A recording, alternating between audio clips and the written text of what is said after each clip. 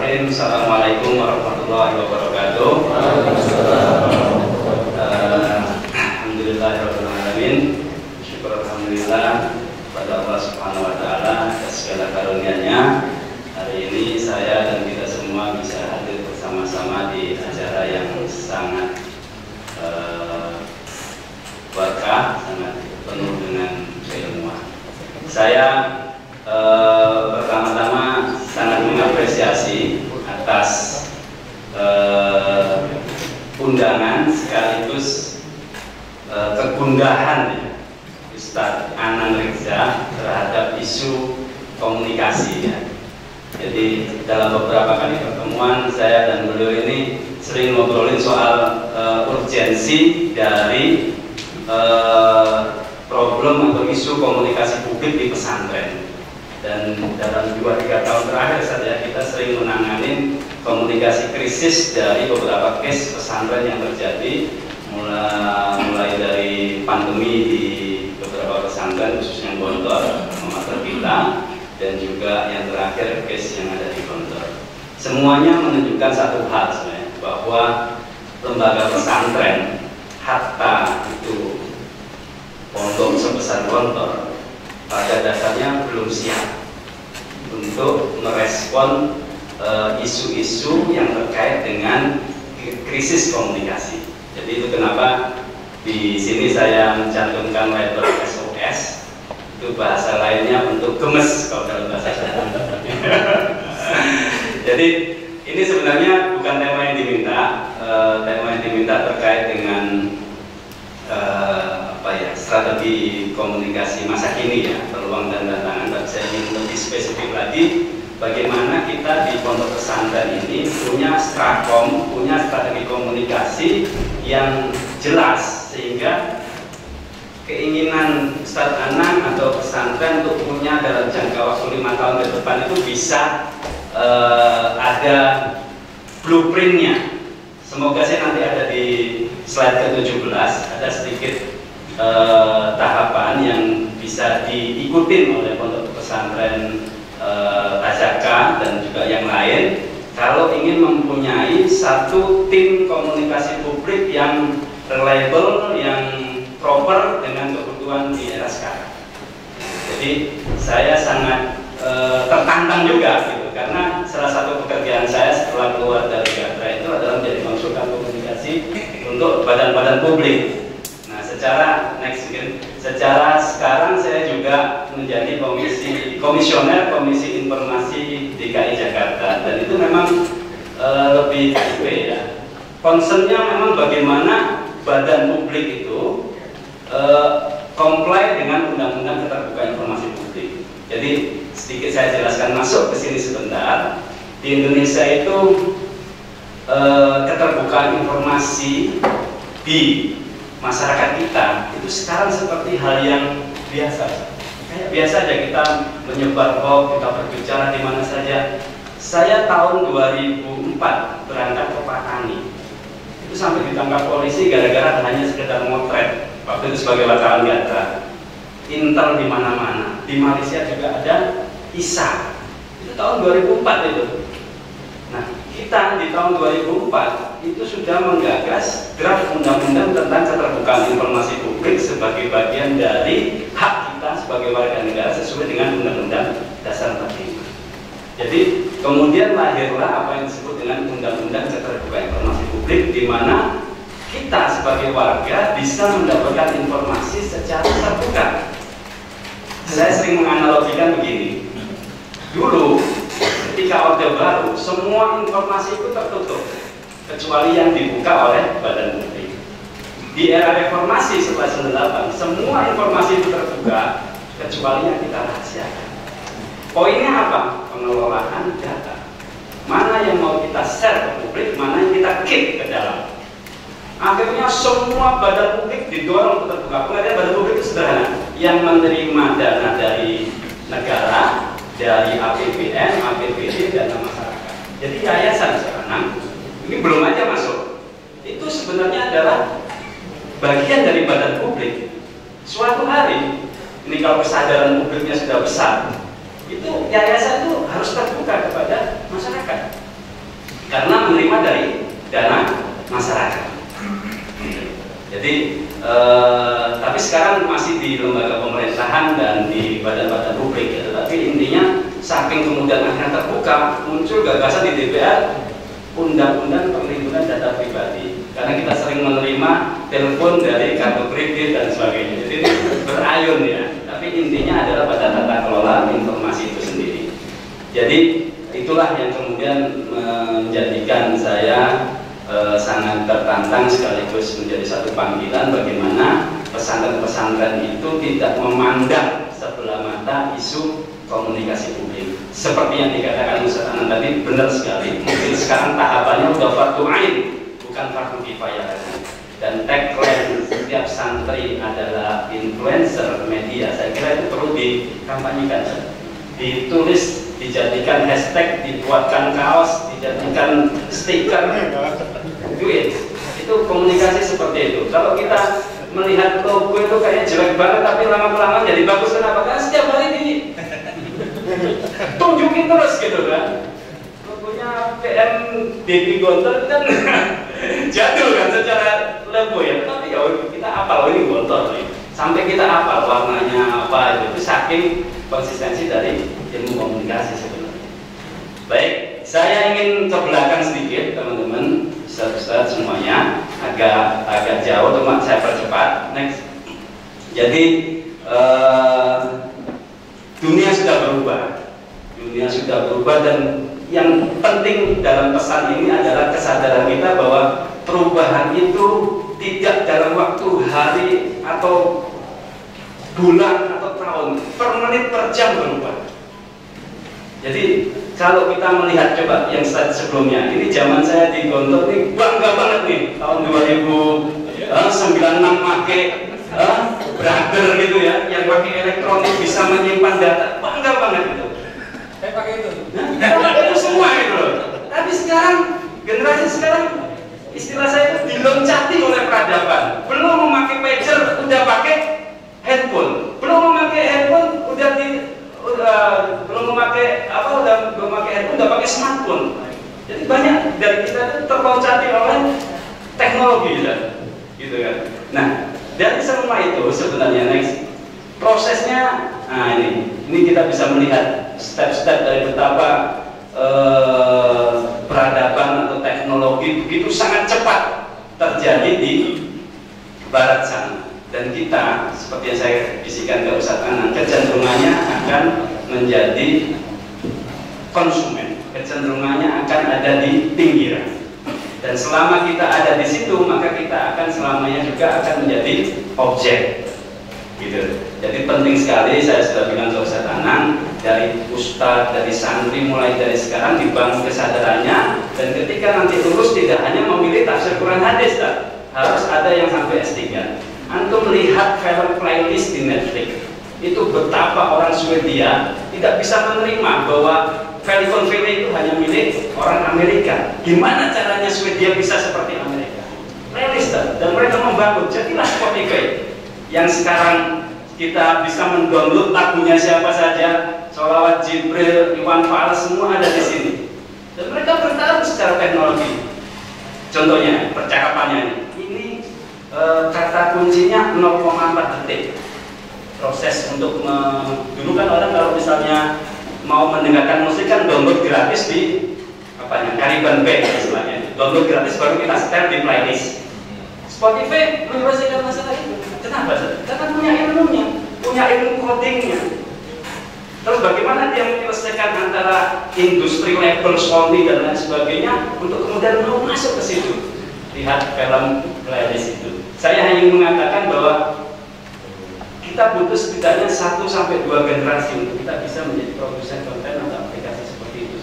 Dari kalangan santri ya, kalau mungkin dari kalangan masyarakat umum mungkin di BINUS misalnya anak mungkin udah banyak gitu ya. Tapi yang tingkatannya internasional mungkin menjadi satu tantangan juga sampai sekarang. Tapi poin yang ingin saya sampaikan di sini adalah bahwa waktu terus bergerak dan kita kecenderungannya hanya ada di pinggir gitu ya. Terus next, ini nah ini kan udah cepet banget nih. Kita masih menggunakan ini sebenarnya. Saya di Trimurti masih menggunakan matching touch Steve Jobs yang tengah itu. Nah, gitu kan. Ya. Limitless. Terus sekarang udah. Nah, ini media pun ikut berubah atau mati. Ini isu gap generasi di media. Isu gap generasi di pesantren saya kira juga ada. Jadi generasi gap. Jadi yang satu masih baca koran, yang satu udah tidak membaca koran, yang satu lagi sudah mainannya udah online gitu kan. Jadi artikel apa sih ilustrasi yang sangat terkenal tentang bagaimana kemudian gap generasi di dunia media. Next. Nah, ini media cetak yang almarhum ini termasuk Republika ini. Senyap, perubahan itu nyata tapi senyap tiba-tiba hilang aja. Saya ini penjaga wartel di Darul Makrifat, tiba-tiba nggak ada di Darul Makrifat. Saya biasa membeli koran di pinggiran pasar minggu, sekarang nggak ada. Orang yang jualan apa koran koper koran itu nggak ada. Masih, berarti last man standing. Ini koran-koran yang hilang, koran Tempo, udah lama di Republika, Salam. Kita musnah kalau kita pakai cara pendekatan gaya lama terhadap komunikasi. Kita tidak akan musnah ketika kita beradaptasi. Jadi itu yang harus kita hajar dulu sekarang. Mindset di kepala masing-masing pengurus, kiai, santri bahwa tambahkan koran bahasa kami ini. Yang menarik majalah Gontor. Nah, saya kebetulan di majalah Gontor sudah berapa tahun ini ya, hampir 16 tahun. Itu karena captive. Dia cetakannya sekarang paling mahal, paling banyak 33.000. Udah mengalahkan Tempo, udah mengalahkan Gatra. Gatra itu sekarang 5.000 eksen per bulan, per minggu. Hidayah itu kok udah turun. Majalah Gontor karena santrinya banyak, nah itu jadi captive. Jadi polanya sekarang seperti itu. Toko buku banyak yang bukut ya. Gunung Agung mungkin sebulan lagi. Ya benar, ini bukan ini. Saya mendengar isu, saya tempelkan ke tim saya, coba langsung direktur aja buku-bukunya. Kalau enggak kita ngendong duit banyak di sana. Gitu. Jadi National Geographic aja. Terus next, terima kasih lah ini ya. Republika ya sudah berbakti. Media itu yang paling rentan bisnis modelnya. Sampai sekarang belum ketemu. Dari mana nyari duitnya? Dulu dari iklan. Iklan ngapain sekarang masang di koran? Masang aja di Google, Facebook Ad, langsung ke IG, langsung kemana? Bayar cuma 150.000 per hari. Dilihat segmented, tipis koran. Nah, ini saya pernah jaga di wartel. Ini beberapa profesi yang sudah hilang ya. Jual koran, tukang ketik, pos surat, penjaga tol, pekerja lab foto, penjual kaset, penjaga wartel, kasir. Ini dengan adanya AI, penyiar TV, ya mungkin bisa hilang sebentar lagi. Saya mau menuliskan dosen di situ tapi, oh ada ya, bukan dosen, semoga nggak hilang. Iya, tapi tantangannya menjadi ketika kita sekarang dari buruh dosen. Harus ada asosiasi. Baik, next. Jadi apa yang sebenarnya terjadi teman-teman? Yang sebenarnya terjadi itu adalah disrupsi ya, adanya disrupsi. Disrupsi itu perubahan dalam waktu cepat tapi radikal, gitu ya. Dan itu berpengaruh sampai ke akar-akarnya. Pertama adalah disrupsi digital. Jadi disrupsi digital adalah di teknologi kita muncul, ada Internet of Things, ada artificial intelligence yang kita rasakan sekarang. Apa aja bisa kita nanya. Saya menyiapkan materi kayak gini tuh pakai artificial intelligence. Ustaz Nana pakai artificial intelligence. Kan lebih enak gitu kan daripada kita nanya Google dijawab dengan link kan, artificial intelligence gitu. Baca buku iya, tapi artificial intelligence juga iya gitu kan. Tapi artificial intelligence bisa cerdas seperti itu kan apa? Karena ada input. Jadi ada satu isu yang disebut dengan asimetrisme informasi. Jadi asimetrisme informasi itu kayak ini saya tetesin teks kayak gini. Nah, gini kan. Ini supaya menjadi putih lagi gimana caranya? Tambahin air terus. Nah, disitulah pertarungan di internet. Disitulah pertarungan di internet. Jadi kalau kita kata Ustaz Anang tadi banyak tetapi diam saja, ya selamanya ini akan tetap keruh. Itulah pentingnya kemudian strategi komunikasi publik yang berkelanjutan. Jadi kita ngomongnya tidak 1 tahun, 2 tahun, 5 sampai 10 tahun seperti apa. Saya sudah membaca presentasinya Ustadz Anang. Itu gimana publik tahu tentang pancajarkanya Tazaka, mimpi kaderisasi? Gimana publik tahu? Hanya ada 50 orang di sini atau bagaimana menduplikasi itu? Itu butuh influencer-influencer tadi yang disampaikan oleh Ustadz Anang. Butuh omni channel, butuh multi platform, butuh kecerdasan membuat copywriter, butuh video editor, dan itu tidak boleh saat numpuk-numpuk kolas copy editor, kolas membuat kopi. Tidak bisa. Mohon maaf itu. Iya, tim saya di penerbitan ada sekitar 55. Itu 70% marketing, dan 70% ngurusin konten-konten seperti ini. TikTok lah, IG lah, Twitter lah, semua, you name it. Semua harus ada. Kenapa? Ya karena kita akan bertemu sesuai dengan kapasitas, sesuai dengan segmen dari masing-masing medsos itu sendiri. IG itu generasi Z, generasi X kayak kita ini. Jadi pembagian generasi harus paham kita ini. Baby boomers 45 sampai 65. Tuh Prabowo CS itu baby boomers. Itu harusnya sudah selesai itu. Harusnya sekarang generasi X. Pak Jokowi itu sampai tahun 80. Ya, kelahiran ya, kita kelahiran ya. Terus generasi Y, milenial 82 sampai sekian. Generasi Z, generasi A, sekarang udah generasi A.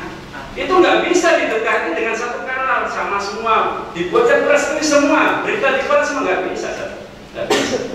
Itu memaksakan kehendak namanya. Gitu. Jadi ada beberapa disrupsi digital, disrupsi generasi, dan disrupsi pandemi. Disrupsi pandemi tadi harus diuji lagi, mungkin harus ada Ustadz Andre yang meneliti nanti. Dulu saya berpikir ketika pandemi terjadi akan merubah cara kerja kita, cara belajar kita. Apa benar? Orang sekarang hanya berubah cara membeli dan mengkonsumsi buku atau produk, pindah ke marketplace. Tapi event tetap jalan, kerja tetap di kantor. Padahal dulu diasumsikan itu akan berubah total, itu kan enggak.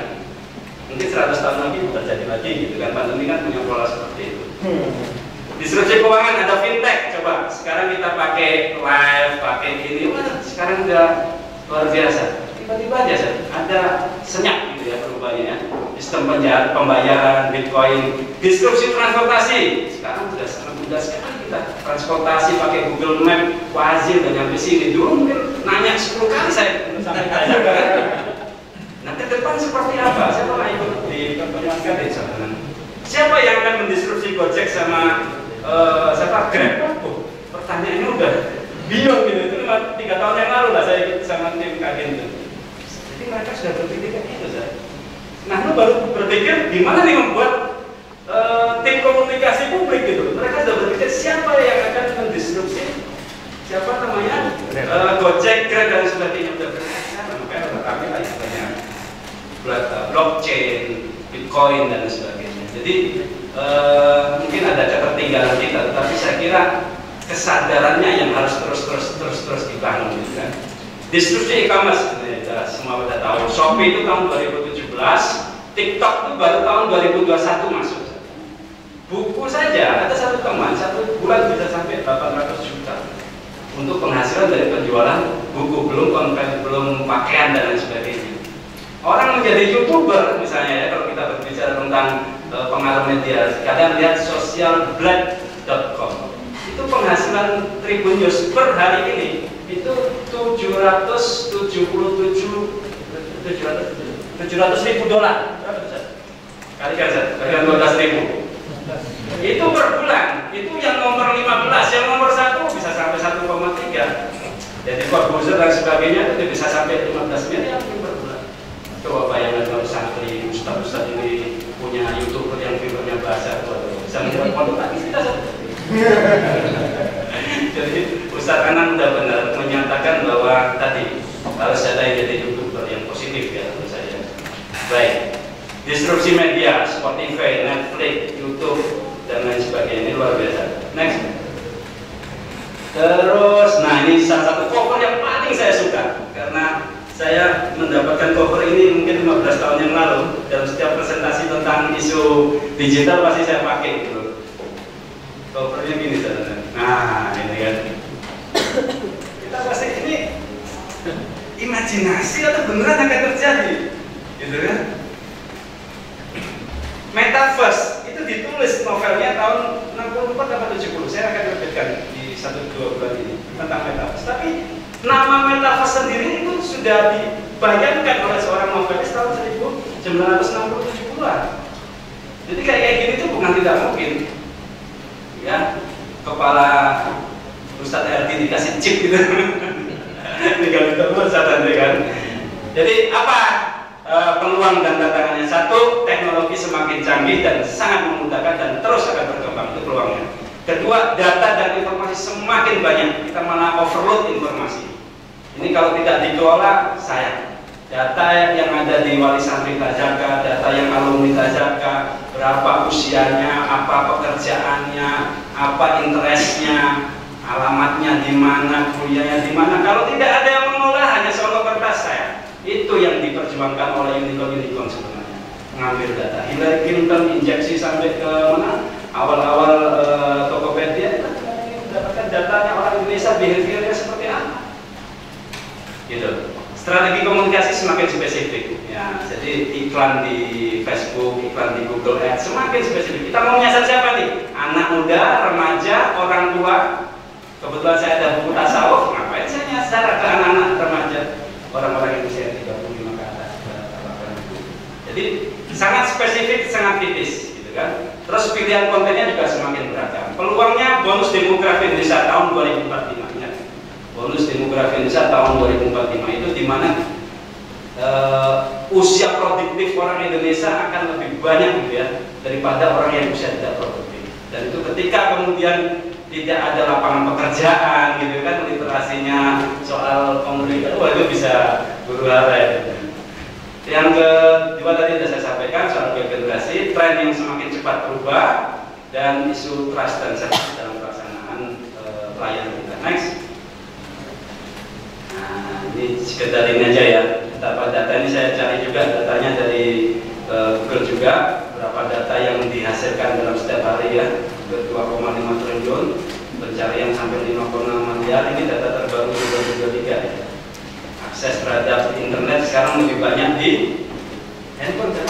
Jadi kalau kita membuat website tapi tidak mobile friendly ya sayang, karena memang lebih banyak orang di sana gitu kan. Ya ini paling biar keren. Whoever control the data, control the world. Siapa yang mengontrol data akan mengontrol dunia. Ini Eric Smith, gimana bacanya ini? Mantan CEO Google. Dia menulis sebuah buku yang menganalogikan internet itu seperti seekor gajah dan kita baru megang belalainya. Dan bentuknya seperti apa? Yang sebenarnya belum tahu. Yang menerbitkan bukunya Mizan. Saya membaca itu 10 tahun yang lalu. Dan dia sudah memprediksi betapa pengaruhnya unicorn itu terhadap isu relasi kenegaraan. Jadi sampai kemudian TikTok dipanggil ke DPR-nya Amerika dan sebagainya, karena mereka sebenarnya jauh lebih berkuasa daripada negara. Bahkan lebih besar valuasi modal mereka dibandingkan APBN kita. Nah itulah. Semoga kita membantu komunikasinya terus. Karena ini tadi yang disebutkan salah urus adalah penyebab terbesar di sini. Kemarin yang ingin saya sampaikan di mana? Di isu krisis komunikasi. Jadi kebanyakan kita ini berdasarkan Institute of Crisis Management, organisasi disebabkan oleh tindakan manajemen sendiri yang sebenarnya belum tahu bagaimana sih menghandle daripada krisis komunikasi itu sendiri. Ya kita percepat.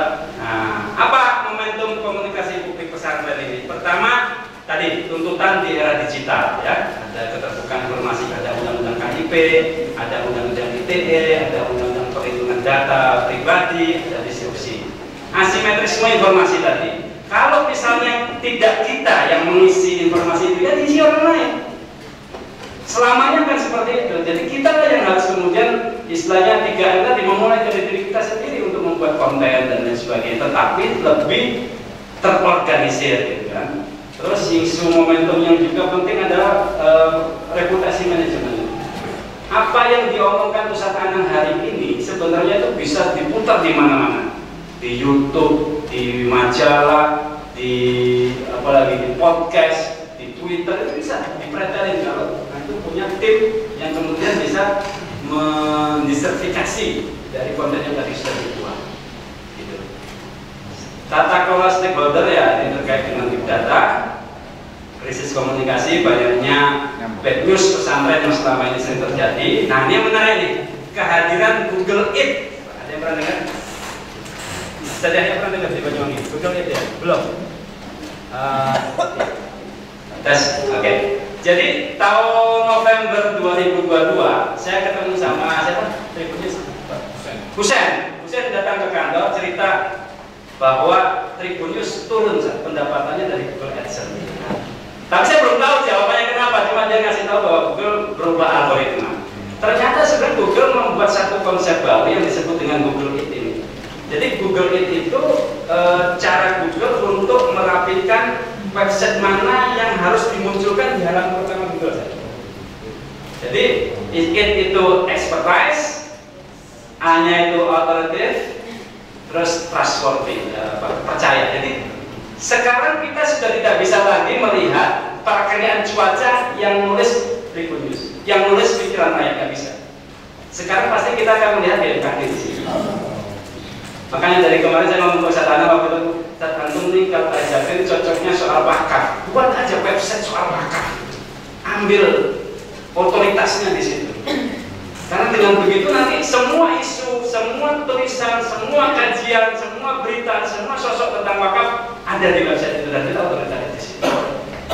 Karena Google akan mencari tahu siapa yang otoritatif di sini. Kalau kita ngomongin pesantren pendidikan ya pendidikan lah yang kita akan ditonjolkan, Islamnya dan sebagainya. Jadi pendapatannya Tribunnews menurut Ucen itu turun sampai 40% gara-gara doa Ramadan, kemudian perakiraan cuaca yang nggak penting-penting mereka buat sampai kalau kita lihat ya Quran surat Al-A'la detik saja yang muncul. Itu kan itu kemana itu? Kok sampai detiknya yang muncul di Google pertama itu kan? Tapi dengan adanya ini insya Allah tidak. Doa yang muncul itu kan? Tribunnews semua. Next. Oke. Nah, kendala komunikasi ini yang saya perhatikan ya. Kendala komunikasi untuk membuat komunikasi publik di pesantren itu apa sih? Pertama, ya minta blog, mindset tertutup dari para kiai dan pengurusnya. Alhamdulillah di TZK ini dengan Ustaz Danang sangat sadar bahwa ini penting, tinggal diturunkan di level operasionalnya. Yang kedua, yang tidak punya visi tentang ke depan ini atau masa depan dari dunia, masa depan dari teknologi akan seperti apa. Nah ini perlu dilakukan terus sosialisasi dan pembicaraan gitu ya, sehingga kemudian kita tidak selalu berada di comfort zone seakan-akan besar tapi sebenarnya ya ramainya hanya di kalangan kita sendiri. Yang ketiga, keterbatasan SDM dan tuntutan tugas. Jadi biasanya yang saya perhatikan SDM-nya, mindset-nya belum masuk secara kognitif, kerjaannya di pondok banyak gitu kan, jadi akhirnya nggak maksimal tim komunikasinya itu hanya sebagai apa ya, di bawahnya sunnah lah posisinya itu, hanya semuanya ada aja gitu. Nah ini selama kita masih punya pandangan seperti itu agak sulit untuk mengharapkan secara ideal. Yang keempat, kebijakan anggaran ini juga penting, harus ditetapkan. Kalau ini memang serius harus ada anggarannya yang untuk disediakan. Keterbatasan akses dan infrastruktur ini juga harus dibuat. Kurang ilmu, keterampilan komunikasi ini bisa dilakukan fintech dan sebagainya. Next. Nah ini yang saya bilang, ini tahapannya ini aja sebenarnya, langkahnya ini untuk 5 tahun ke depan. Langkahnya ini, TZK ketika kepingin punya semacam tim atau divisi komunikasi publik yang kuat, yang solid, yang kreatif, ini langkahnya. Pertama, tadi kita semua yang hadir di sini ya, terutama guru gitu ya, apalagi nanti alumni juga punya kesadaran yang sudah clear, yang no debat, no choice, bahwa kita memang harus hadir di dunia digital gitu ya. Jadi bentuk kehadirannya seperti apa? Ya deklarasi ya, deklarasi membuat pernyataan, syukur-syukur nanti dari situ langsung diturunkan menjadi step kedua, membentuk tim komunikasi publik dengan struktur dan SK yang jelas dari pimpinan, dan itu mengunci. Jadi badan publik berdasarkan undang-undang KIP bisa mulainya dari situ juga. Ada SK, ada struktur, ada insentif ya itu.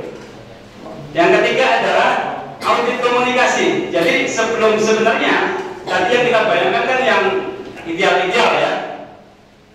Sebenarnya harus dilakukan nanti audit. Sebenarnya butuhnya Tazaka ini karena komunikasi seperti apa yang harus diperkuat?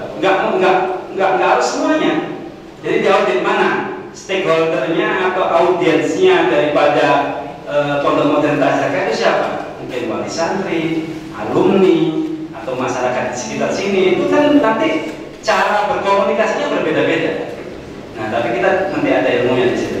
Terus membuat baru kemudian memiliki strakom atau strategi komunikasi yang sifatnya general dan khusus per kanal, dan juga ada rencana kontennya selama 3, 6 sampai 1 tahun. Itu biasanya dibuatkan di Google Doc dan itu tertata, tinggal pelaksanaannya. Seperti itu. Yang kelima, website. Jadi website, saya sudah melihat websitenya Tazaka itu memang lebih hanya untuk menerima santri ya.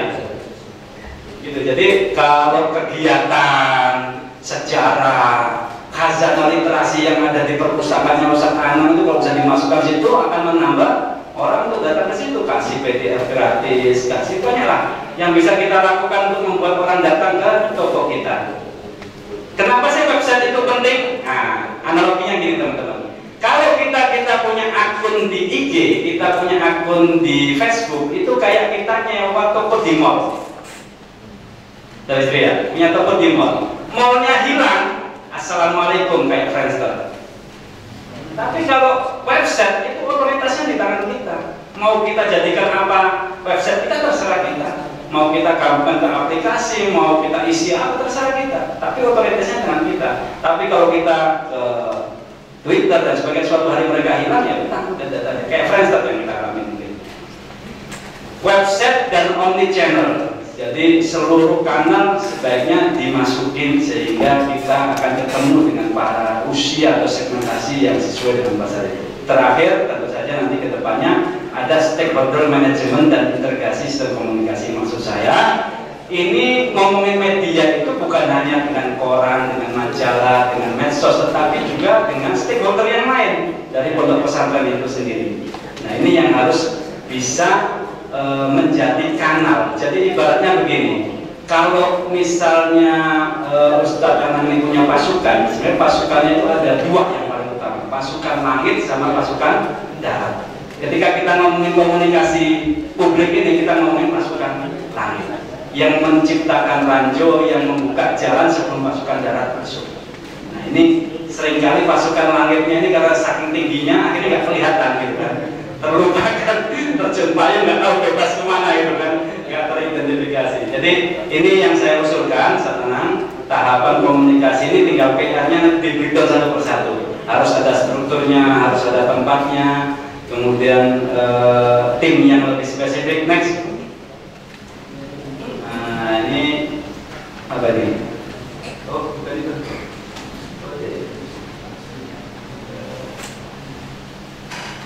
Oh ya ini contohnya saja. Biasanya saya membuat strategi komunikasi itu saya membuat untuk BPJPH ketika membuat label halal. Jadi ada isu apa sih yang ditajakan itu, kalau mau spesifik isu tajakannya apa, nah itu solusinya seperti apa. Jadi strategi komunikasi itu juga tidak kebiahu ya, tetapi bisa langsung menyasar sesuai dengan problem atau persoalan yang kita hadapi. Nah ini next. Ini timnya siapa aja, minimal 60% lah daripada ini bisa dipenuhi oleh Tazaka, saya kira akan bagus gitu ya. Satu, tentu saja ada manajer komunikasinya, dia membuat rancangan strategis, koordinasi tim, pengelolaan anggaran, mengambil keputusan, ada copywritingnya, ada desain grafisnya gitu kan. Kita seringkali menggabung-gabungkan, di copywriter juga, desain grafis juga, web developer juga, wes pokoknya palu gada lah. Nah, itu tanda-tanda belum bisa. Biasa gini kan. Ini kalau kita perusahaan pemula juga biasanya semuanya satu orang ini, gitu kan. Nah, saya sisipkan juga ada tim krisis komunikasi, jadi analisis data, tadinya CSO, web developer, videografer dan fotografer itu juga ada. Ini terkait dengan krisis komunikasi yang pernah kita alami. Jadi terakhir saya ingin menutup dengan kutipan kutipan dari Sarama Radikawa dan filosofi bisnis. Ujung dari semua proses komunikasi ini adalah pada dasarnya bahwa kita memegang peran ya, memegang data gitu ya, untuk kemudian bagaimana kemudian kita bisa menjadikan data ini kemudian bermanfaat dan menghasilkan untuk kemajuan dari institusi kita. Jadi saya harapkan dengan momen ini kita bisa tadi melangkah satu persatu gitu kan. Mungkin kalau kita balik lagi ke tadi yang bisa yang apa namanya 6 tahapan komunikasi publik tadi. Nah ini mungkin dari sini langkahnya nanti pelatihan kemudian coaching bisa kita lakukan sesuai dengan kebutuhan. Pada prinsipnya kita sangat SOS juga, sangat gemes juga gitu kan, sehingga kita berharap ke depan Tanang dan teman-teman Tajaka itu bisa menjadi satu proyek percontohan bahwa ada satu tim atau komunikasi publik yang memang confirm di situ. Saya kira itu, mohon maaf kalau terlalu panjang dan salah kata. Terima kasih. Assalamualaikum warahmatullahi wabarakatuh.